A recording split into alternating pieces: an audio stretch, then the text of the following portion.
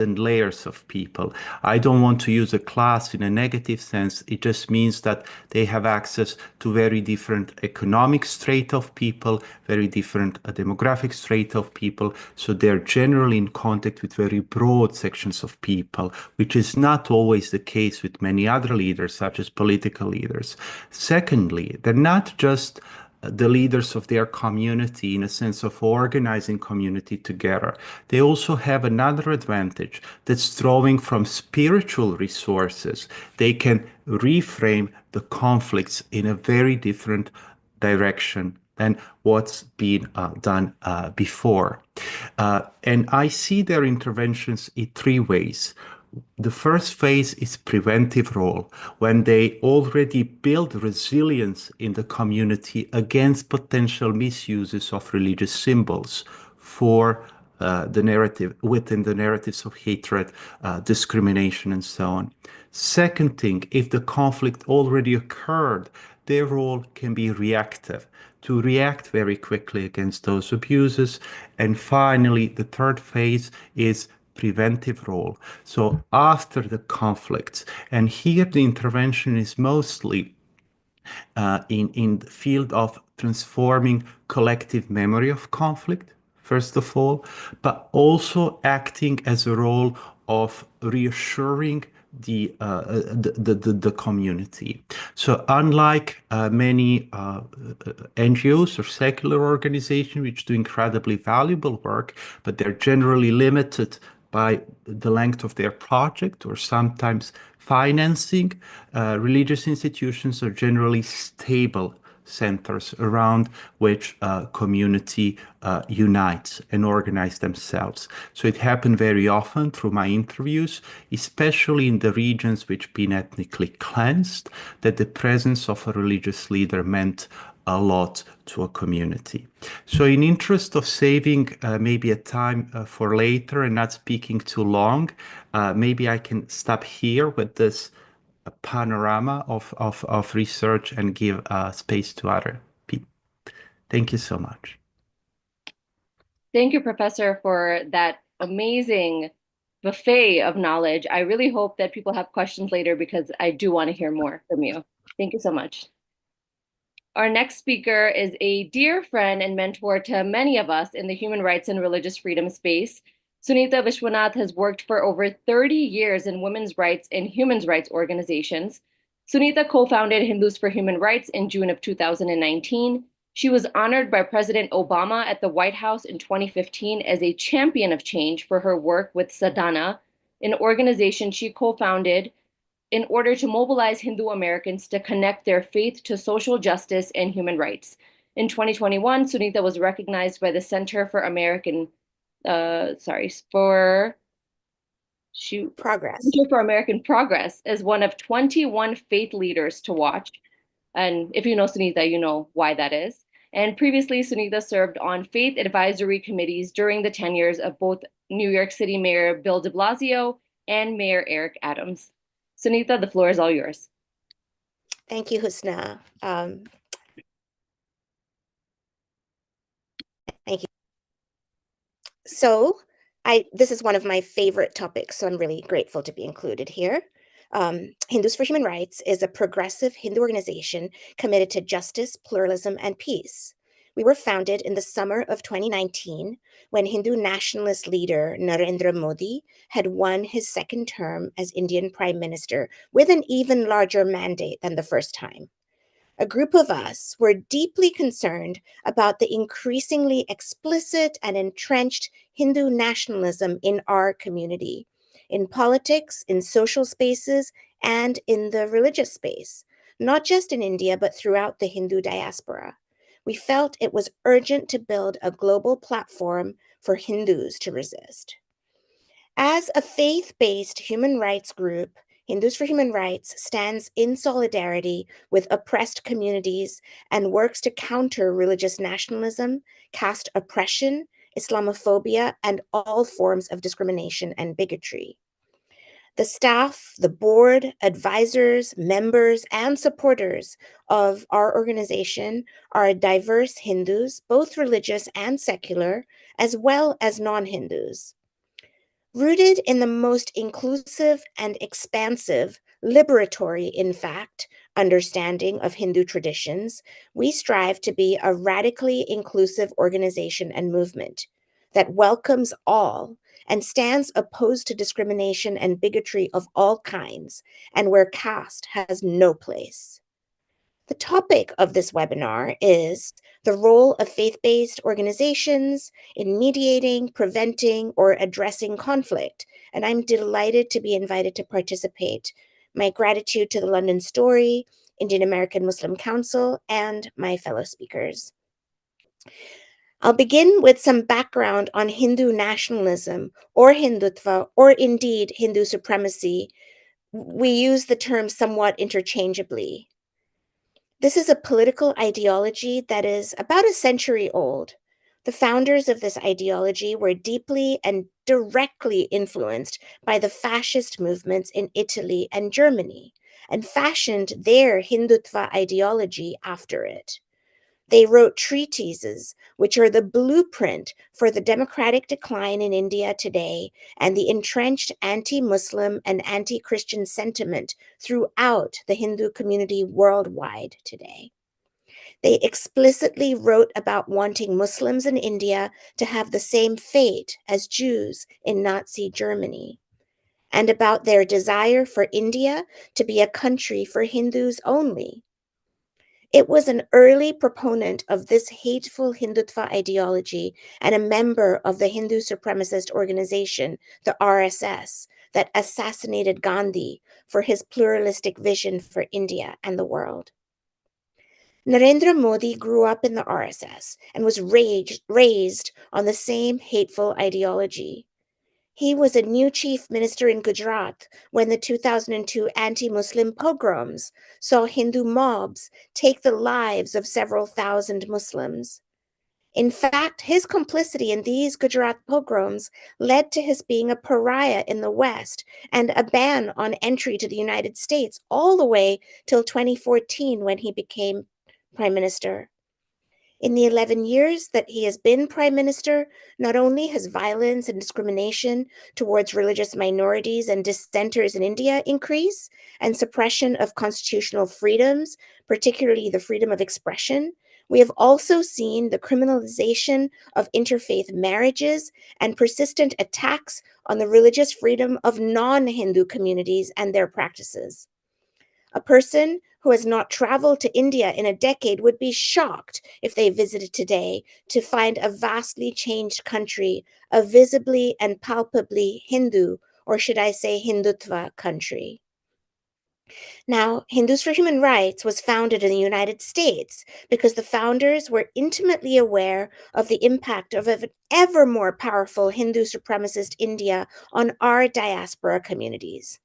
In the 5 years since we founded Hindus for Human Rights, our Hindu spaces, family, community, temples, and politics have become more suffocated suffocating because of the normalization of Hindutva and the deafening silence from mainstream Hindus about the very things that alarm us: the jailing of Hindu rights activists and journalists, often our friends, the destruction of hundreds of Christian churches in Manipur, the daily mob brutality towards India's Muslims, Dalits, and Christians, the more vocally expressed anti-Sikh sentiment, and the actual assassination and assassination attempts of Sikh community members in the diaspora by the Indian government, and on and on. All we hear in our Hindu spaces is silence, pride about India's growth as a global power, and the need for Hindus to defend ourselves against rising anti-Hindu sentiment throughout the world. In the United States and the United Kingdom, we are seeing an ever more emboldened far right. In fact, in the States, we have a lunatic president whose base is the white Christian nationalist equivalent of Modi. What many Americans are unaware of is that it wasn't just the Christian far right that elected Trump.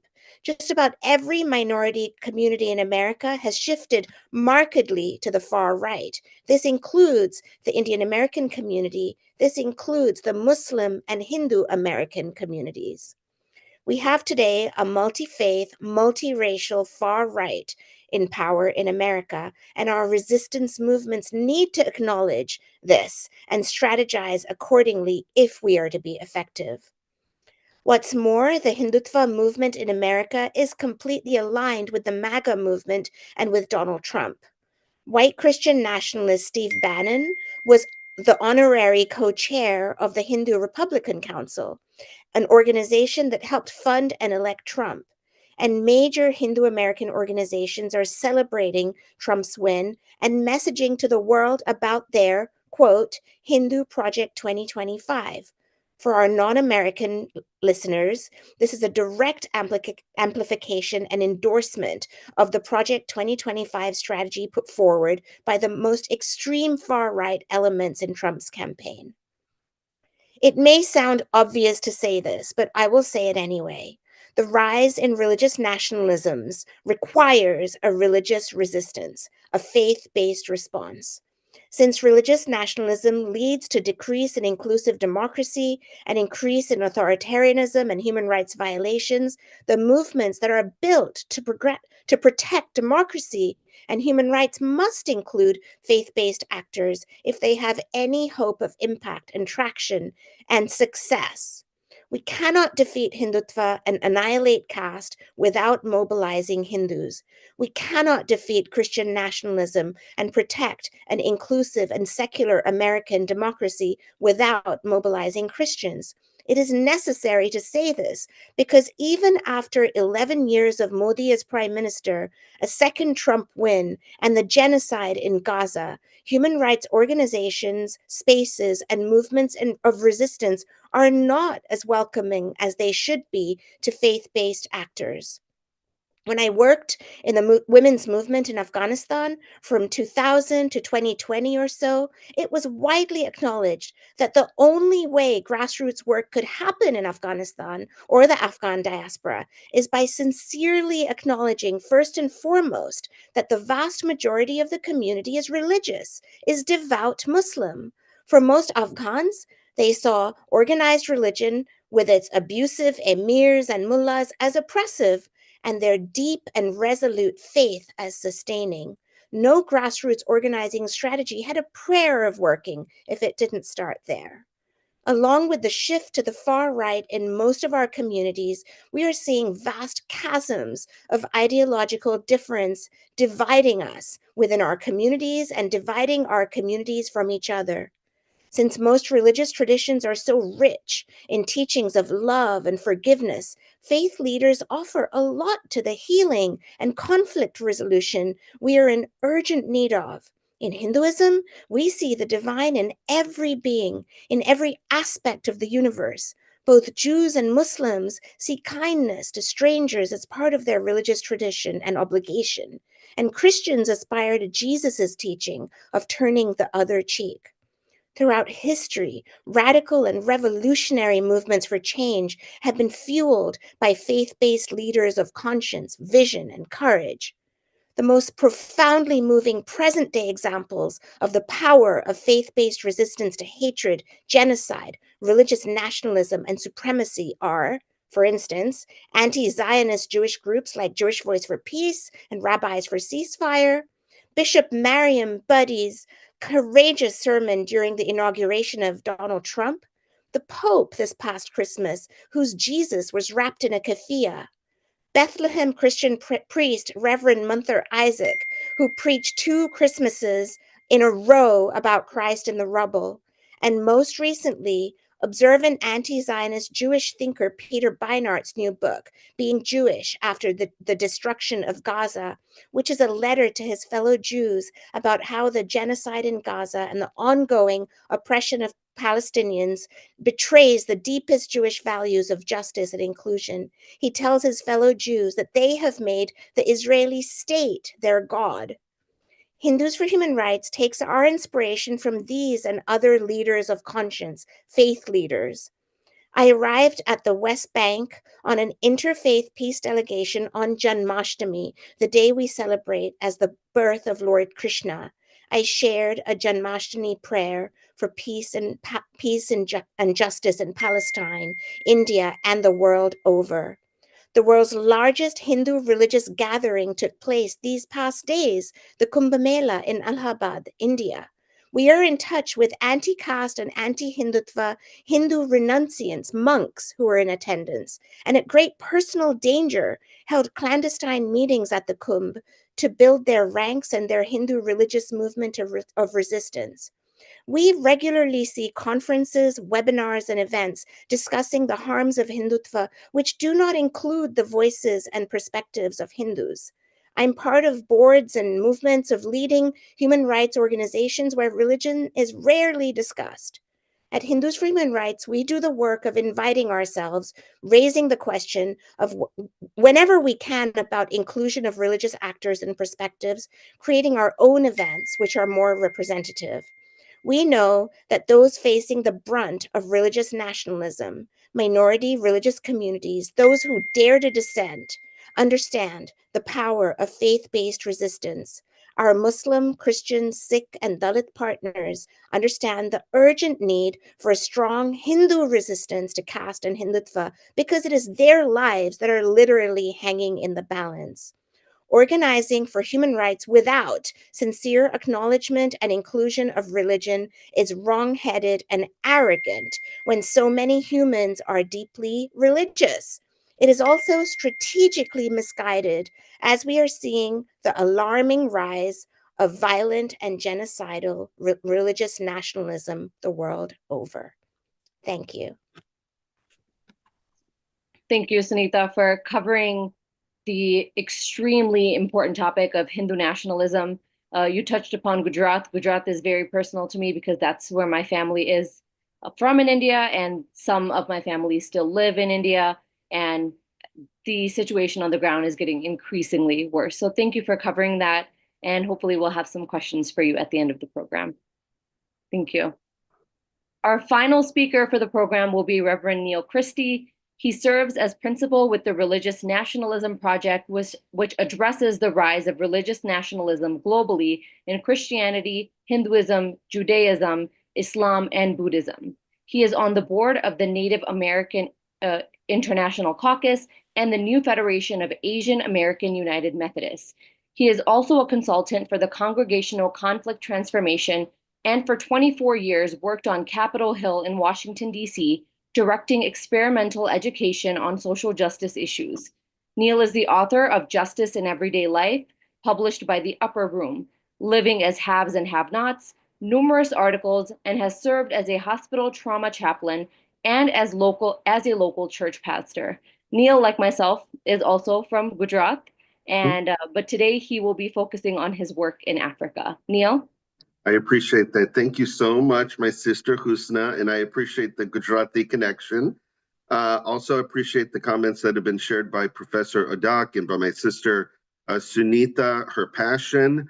I appreciate the fact that what this work is, before I go to any formal comments, I appreciate that this is really a work that requires all disciplines. We need scholarship and research and critical reflection on what is happening.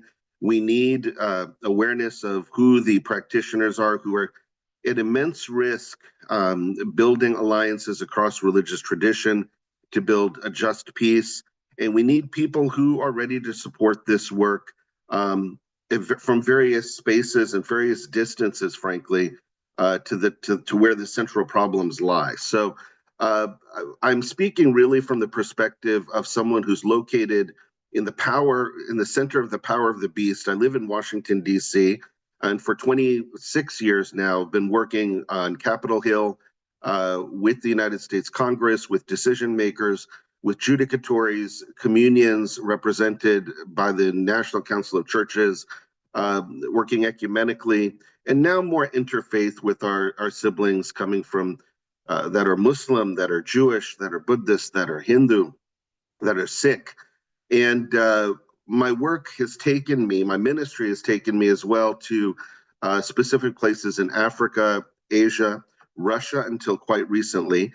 So I want to just make a couple of preparatory comments about what's happening now with religious practitioners building peace and then give you two examples of work in Nigeria and the Democratic Republic of the Congo, both of which are in the news, and where I've seen my own experience has been with peace building in both of those locations.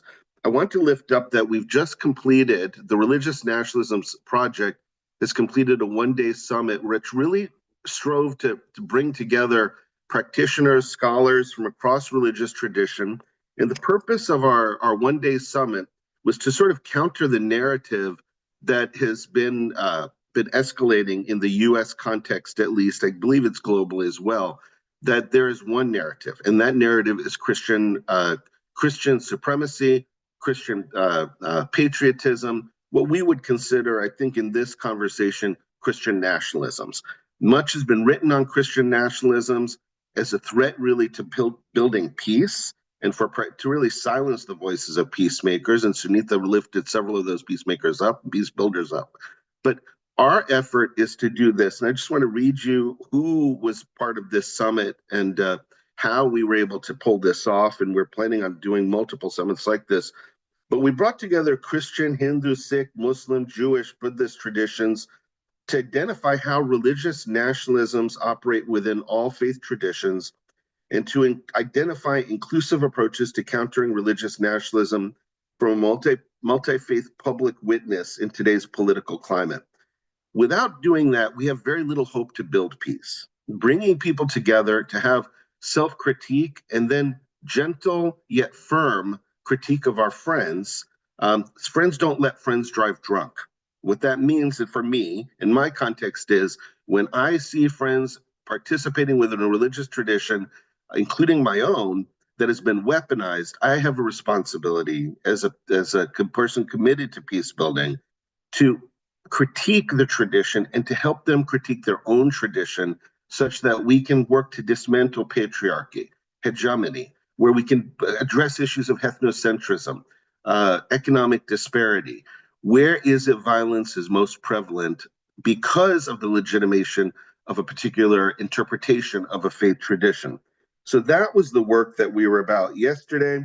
I feel that we've laid the foundation. We're grateful. This is just a word. If those that will see this that participated yesterday as I share this webinar with them, this is a word of shout out and thank you to them.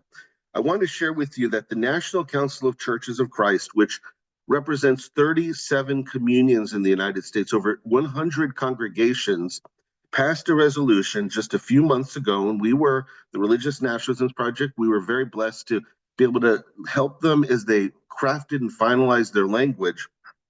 They passed two resolutions.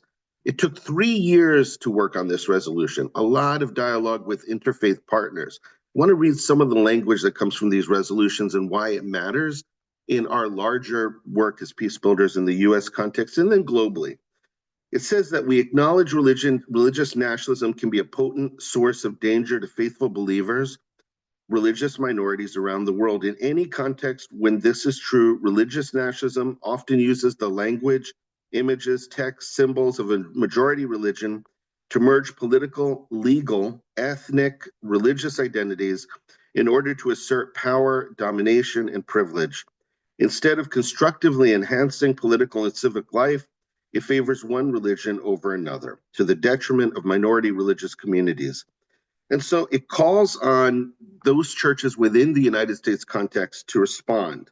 And this is how it calls them to respond. Number one, it calls upon all members, as well as partner organizations, to raise awareness of the financial, that's an important part, and other community support from Hindu nationalists that they receive in some sector of the US, and to denounce any action that aims to provide such support. That's the first call to action. The second is, it's a call to advocate for the local legislatures to include caste as a form of discrimination in non-discrimination laws. It's the second call to action. And then the third is, we call upon individuals to contact their elected officials to bring awareness to the human rights atrocities in India, the fundraising that takes place in local US communities to support such hate and terror, and to recommend to the US Department of State that India be designated, and we've been working on this for several years, a country of particular concern. Nigeria is also on that list. So that is a resolution that was just passed by the National Council of Churches. A second resolution was passed in India specific. I'm not going to go into the details there. But I do invite us to consider how peace builders are utilizing the existing denominational structure to move from sort of this sort of a linear approach, a sort of a vertical approach, which is still the structure of many of our denominations, at least in the U.S. context, to make these public statements and then to determine how it will best filter not just down but out to the congregations where people are actually worshiping day to day and still have no understanding or limited understanding beyond the immediate images that come through media on what religious nationalism is and how it directly impacts their daily life through laws, through finances, through the sort of the abdication of their role and responsibility, or their participation, their soft participation in systems that they otherwise critically may choose to not participate in. So those are just some comments. Let me share with you two illustrations that do come from the work that I've been doing primarily in Africa. And the first one is the Democratic Republic of the Congo. If we've been tracking that, we recognize the devastation happening in the eastern part of the Congo. This is not new. I will not go into the long history. There's so much beginning with the colonialism, but post-colonial period from the mid-1960s. I will share this with you.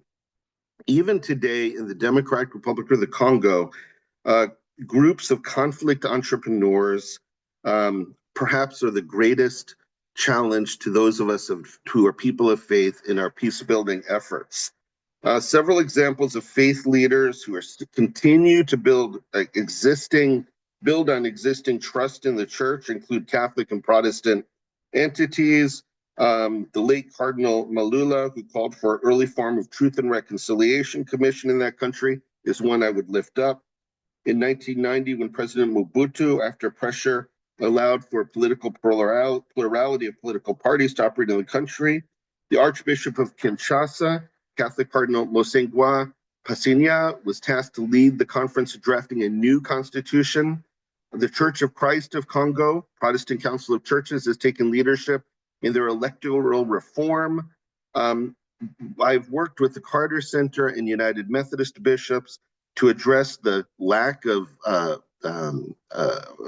accountability in polling stations, where as many as 350,000 votes were lost in the last election.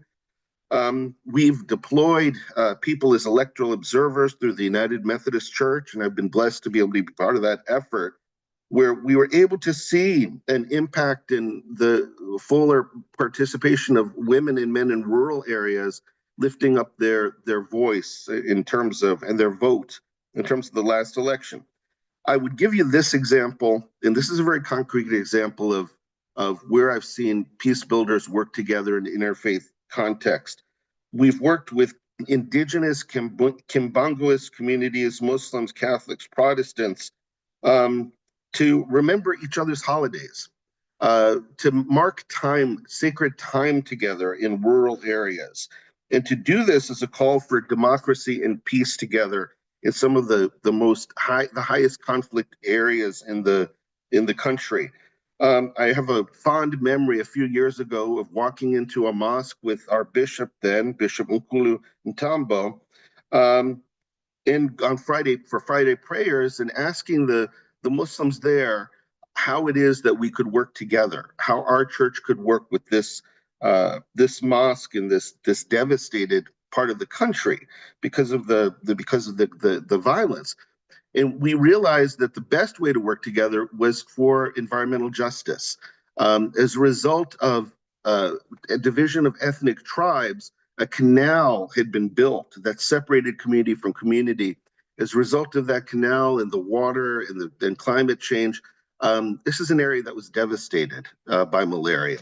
Well, what did we decide to do? We found partners and we decided to clean up the canal. As a result, now the entire villages for miles and miles away from the Muslim mosque and the Catholic church and the Protestant churches are now benefiting not only from having worked together, but having reduced the level of malaria and malaria-related diseases from 80–90% down to 20–15%. We've seen countries resurrected as a result. Another example in that same community is a commitment on behalf of the United Methodist Church to rebuild a mosque when the roof of the mosque fell in. So these Muslim sisters and brothers look to the church, just as the church looks to the Muslim sisters and brothers for solidarity, recognizing that we have the ability to work together when we recognize sacred time together, when we recognize what the financial resources are, we can collaborate on together, and what the physical needs of our worship spaces are together. That's a very, very brief example, and I'm going to give one and then I'll stop. Another second, I'll stop. Is in Nigeria, where I spend significant amount of time, and in March, I have an invitation to go back and lead some conflict work with Muslims and Christians in the northern part of the country, which continues to be devastated by Boko Haram. What we found there is the need to bridge the gap between the 400 different ethnic groups and that make up the majority of the Muslim and the Christian community. The image is that these are communities that are monolithic and there's a homogeneity there, which is not true. It has to do with land disputes. It has to do with ethnic identities, tribal identities. What we found that has been most effective as peace builders are a couple of things. Number one, it's not the religious differences where we have the problem. It's not even the land negotiations where we have the problem. It's the misinterpretation of each other's texts is where we have the problem. It's the lack of ability to go into a mosque together, where Christians who have never gone into a mosque, or for Muslims to come into a church where they've never come into a church, and to continue the education process in those spaces together. We found that in areas that have been terrorized the most, it's important for us to acknowledge the cost of the conflict. What is the cost? What is the cost to lynching? What is the cost to land dispute? What is the cost to boycotting church elections and choosing not to participate in a peace-building process? Enumerating what the cost is to the community and recognizing then the benefits to the entire community has been an important process for us as we brought together Muslims and Christians to build some sense of peace together. And because of time, I'm not going to go into too much more detail, but I will share with you that where I found it most effective is actually bringing together Muslim women who are lawyers, who are advocating for the rights of women in the most rural parts of Nigeria, to bring them together with attorneys, advocates who are Christian women, and to have them be in dialogue that is not mediated through the clerics that come from each of their traditions, but for them to speak together about where they have a common agenda, where they have a common agenda.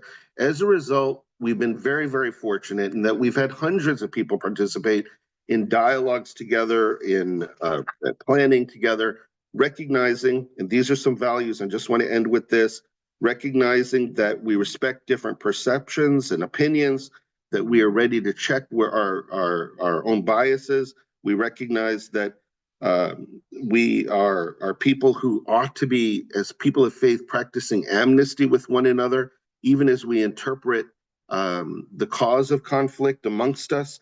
We have the ability to relocate our positions, to recognize the distinction between the positions we hold, the values that we adhere to, whose interests we represent, and the basic generic human needs that we seek to meet together. We recognize the value of building alliances across our differences. And we try to move beyond a place of confusion and ambiguity to recognize, again, what we have in common, and the theological language here is common, the common good. In every religious tradition, I would argue, there is some sense of the common good in the beloved community. How is it we can lift up those metaphors so that we can continue to live into them and practice them? So I just want to lift up the fact that when the work I've done in Africa has informed the kind of work that I continue to do on religious nationalisms, because most of this work is ultimately about trust building. It's about recognizing there is no spiritual redemption without social transformation. The strategies may differ. We may not agree, but we absolutely must be in an invitational space together if we are to be able to plan the next steps to move forward. So I'll stop there. Thank you for allowing me to share this much. Thank you so much, Neil, for sharing that experience. I wanted to touch on one thing that you said that is very true, and I think you and I have had this conversation many times. You said the misinterpretations of each other's texts are the problems. And we've talked about how Islam, Christianity, and Judaism are all Abrahamic faiths, and how the biggest issue that we're having, the biggest opposition, is created because people are simply committed to misunderstanding each other. So I wanted to say thank you for all the work that you are doing. As you talked about some of the work that you did for the mosque and the churches in Nigeria, it shows that this is why we're having this program. It is so important for faith leaders to stand up and do the work, not just for their own community, but for other communities as well. So thank you for that, Neil. Thank you. We do have a couple of questions. One is specifically for Professor Odak. It says, thank you so much for giving this presentation. It was very interesting. Given their special access to a large section of society, I am wondering if faith leaders receive any special trainings to be able to effectively mediate in conflict in BIH. I can imagine some may feel that such a role goes beyond their regular focal and skills. Okay, thank you everyone for really inspiring presentations. There are many questions that I have myself, and this is promising to be a very interesting discussion. Now, very quickly regarding the mediation. So if I understood correctly, the question is whether they received a special training to mediate conflicts, right? Yes, okay, in Bosnia and Herzegovina, yeah. Correct. So maybe just a terminology first. When it comes to conflict resolution, generally the mediation pertains to a third party, which is neutral to conflicts. So usually the mediator is somebody who's not involved and then tries to mediate between two affected parties. So generally this is not the case in societies like Bosnia and Herzegovina, where religious leaders are perceived as directly members of specific religious and then by association ethnic communities. So they sometimes mediate conflicts within their own communities and traditions, but rarely something which is between communities for precisely for these reasons. So they're mostly seen as representatives of communities, which then can enter into dialogue. Some form of training under quotation mark, I believe did exist, and it started with establishing some form of interreligious council, and this started already very quickly towards the end of the war, and it was established relatively quickly with representatives of Abrahamic religion, so Christians, Muslims, and Jews in Bosnia and Herzegovina. However, and I might add this as a form of conclusion, in my ethnographic research, I've noticed that sometimes forms of training which come under quotation marks from outside might be perceived negatively by the local community because they're seen as a skill set that sometimes perceived as imposed or that they're being tutored.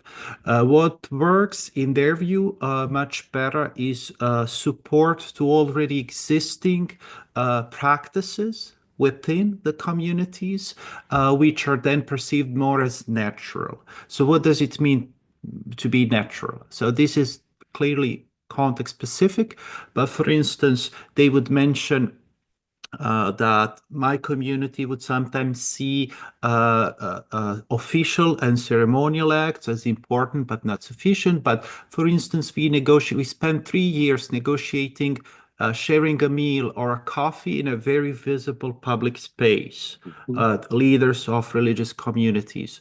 Why is this important and why is this so challenging? Because they first publicly show that being with a member of a different community is not betrayal of your own community. So some people have this in mind. Second, that you're not losing something theologically, that it's not forbidden. Three, and this might be crucial, it's very easy to imitate. So these micro practices that they do publicly can be easily implemented with your neighbor, perhaps, or somebody you like from a different community and you've been afraid. So maybe to summarize all these long answer, mediation in itself, in sense of mediating between different communities, this form we didn't have. Mediating within their own communities, this occurs sometimes. Formal training less, but there are some forms of, under quotation mark, indigenous local practices. They've been very effective in overcoming the animosities between communities. I hope I was clear. If not, maybe you can ask some questions. Thank you. Thank you, Professor. Yes, that was very clear. And we appreciate your knowledge on the tools, and we appreciate that you are sharing them with us. Another question says, I really enjoyed listening to the different contributions. Sometimes, however, I have the feeling that in meetings like this, we are preaching mainly to the converted. How do we include / reach out to people who are reluctant, afraid, or even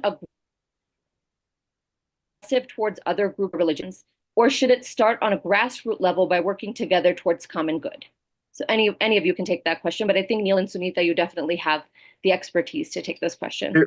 I could share this, that I think it's a both and. I feel like yesterday we were really blessed in that we had 45 virtual, about 35 in person for a one-day summit. The potential now to continue the conversation is very real, thanks to technology. We have the ability to work at the grassroots level. We had denominations represented, the Evangelical Lutheran Church in America, for example. Maryknoll, which is a Catholic order, was represented. United Church of Christ, United Methodist. These are major. These are advocates within these denominations where they represent the work of a denomination. So that's one level. Is it grassroots? I'd argue it's not grassroots. But we did have grassroots participation yesterday from an organization called Code Pink. Code Pink may not be familiar to those in London, but in the United States, Code Pink is a broad, diverse, progressive movement, really, a justice movement that brings together people of faith across religious tradition. And so the potential to work with other movement-based grassroots organizations is there to work with them as we address the impact of religious nationalisms together and have that be part of their lexicon and give them the tools to help to share that with their other grassroots networks. So for me, there's the denominational work. There's the formal conversation with organizations like IAMC or Hindus for Human Rights, Dalit solidarity groups, Jewish Voice for Peace, and others. Those are formal, that are necessary. I don't think it's a choice between one or the other. I recognize and I want to honor the fear that the opposite from fear for me is love and trust. I recognize there's fear. I recognize that people are most afraid when they feel they're alone, when they feel like they don't have the support of others, and when they don't have the tools to actually take the next step. And so the role that I feel called to play, my vocation, is to accompany people. It's really accompaniment. The World Council of Churches uses that language quite a bit. How do we accompany as leaders, servant leaders, those who are doing the work within their own context? I'm going back to the professor's emphasis on the ritualization as context. I'm going to stop. One example of going back to his earlier comment is we've brought together Muslims and Christians to read each other's texts together and look at where conflict was and is in the text and how they resolve conflict well within the text itself. And then how do we appropriate that message for our own context? We found that that's been effective. It gives people an opportunity to really enter into each other's stories in a new and liberating way.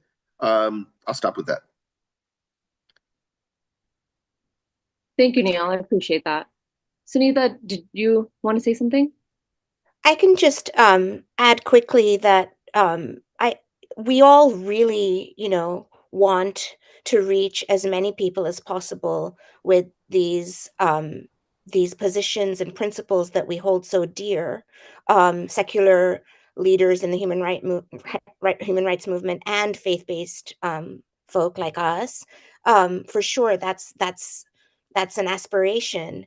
And there are many strategies that we need to be employing, and many different organizations employing those different strategies. So you'll have the kind of organization or institution that is all about doing its work in a way to bring as many people as possible together for dialogue.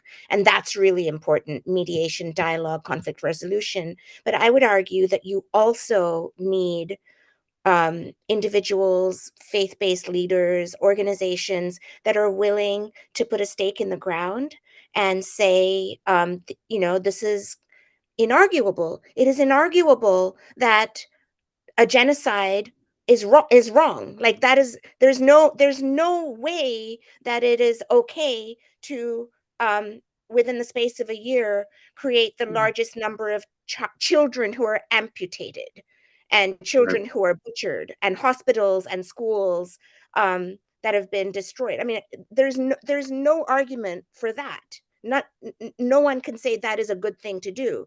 So there have to be those, and I named some of them: Reverend Munther Isaac, Bishop Buddy, these incredibly brave leaders who are saying this is a position, and just modeling moral courage is a way to reach vast numbers of people. So I just want to lift up both strategies. One is a softer, gentler way of reaching many people, and a different strategy of just naming truth that's rooted either in human rights principles or faith, and building the mountaintop that hopefully many can access.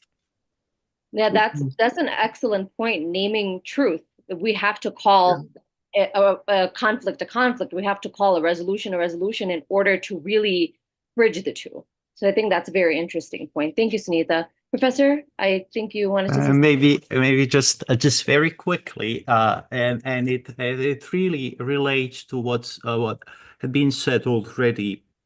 So for me, first, this is a very important challenge, reaching out to people who do not share the same opinions as we do, because we might be tempted to speak within our own echo chamber, and then this could be a, under quotation mark, comfortable position. It's never emotionally comfortable when we know that there's many things to be done, but it can be relatively easy. So I ask myself this question as well. And in my experience, and perhaps more in my research, I've noticed that there are specific challenges to each of these aspects that's been mentioned. So people who hesitate, people who are antagonistic, or people who never even consider this. And I would perhaps schematically just name very quickly three things. One is the cognitive aspect, which is really a knowledge. And here, religious leaders, highly positioned, usually religious leaders or interreligious councils, can do really a lot. Through statements, through changing in doctrines, through naming things, through common statements, positions, which are very clear, and then showing, listen, entering into the space of worship of another religion is not betrayal of your own religious tradition, for instance. Very simple. Or we are all agreeing together on this set of principles. So this already brings some form of cognitive appeasement. However, there's also this phenomenon which I name knowing but not feeling. When you know perhaps that something is good or positive, potentially positive, but you do not feel urged to do anything about this. And this is very often the challenge. Sometimes we have people simply who don't have anything against this, but still don't feel an urge to engage. And here, working on emotional aspect can again have different forms, and sometimes emotional aspect can move much more quickly than cognitive one. To illustrate this with very concrete example, there's interreligious choir in Bosnia and Herzegovina, led by one Franciscan priest, which is called Pontanima, and it unites the sacred songs, beautiful songs of three largest religious traditions. That would be Catholic, Orthodox, Muslim, and Jewish tradition. And they sing all of these songs together. And he gave an anecdote, really, that once the choir came to the church and later one woman spoke to him and she said, I had incredible inner resistance to hearing the songs of different traditions. It could be even sacrilegious. Once when I heard it, I was moved to tears, and I thought something this beautiful cannot be so blasphemous. So here we see how emotional aspect moves somebody and then leads even to this, what I mentioned at the beginning, cognitive aspect of changing something. Maybe I was wrong.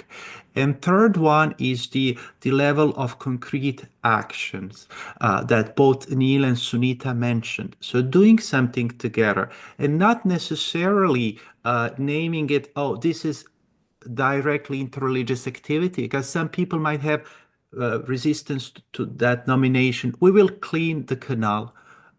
We will make the space together. And then through many of these actions, you build something which is social trust, and it moves quickly. So at the same time is bottom-up, top-down approach. For some aspects, intervention of highly positioned leaders is absolutely necessary, and for some other aspects we need put more accent on these emotional and behavioral elements. Yeah. Thank you. Professor, I think what you said about knowing but not feeling is such a reality, and that further underlines why it is so important for faith leaders like Neil and Sunita and academics like yourself to continue doing the work that you're doing, to continue fearlessly speaking up and standing up for all communities, and because different communities are persecuted in different places around the globe. So it's very important to keep speaking up. With that, we are at the end of our program. So on behalf of Indian American Muslim Council, Hindus for Human Rights, and the London Story, I wanted to thank you, Professor, Sunita, and Neil. And I also wanted to give a special shout out to someone who's been working with me every single day behind the scenes, Dr. Akudo McGee from the London Story. She's been working day in and day out on this to make this possible. So thank you to everyone who joined us. Thank you to our panelists. And thank you to Dr. McGee.